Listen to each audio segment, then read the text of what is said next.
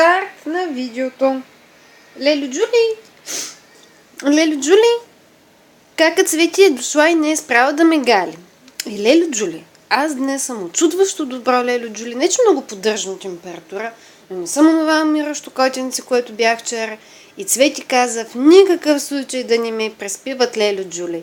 И тя е тук от едно 5-10 минути и ме гали, Лелю Джули, и аз мъркам и е много хубаво. Изобщо, Лелю Джули, аз съм един калпазанин.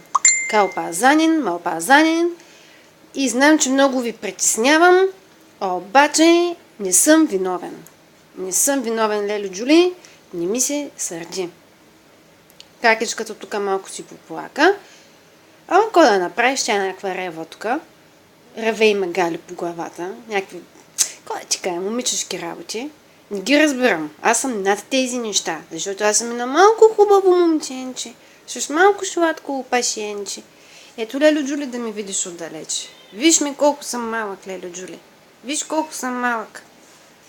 И мъркам, като луд мъркам, Лелю Джули. И много благодаря, Лелю Джули. За всичко много благодаря, Лелю Джули. Вие сте супер. Дано да се оправя.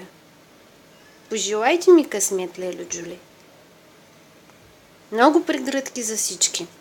И за Мики, и за Дани, и за Джули, и за тебе, Лелю Джули. За всички. Айде, Лелю Джули, чао. Какичката ще затваря вече.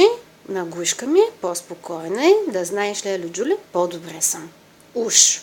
Да видим. Казаха, че не ми е стабилно състоянието, ама какво да направя? Ще се боря докато мога. Чао, Лелю Джули, целувки. Чао, чао.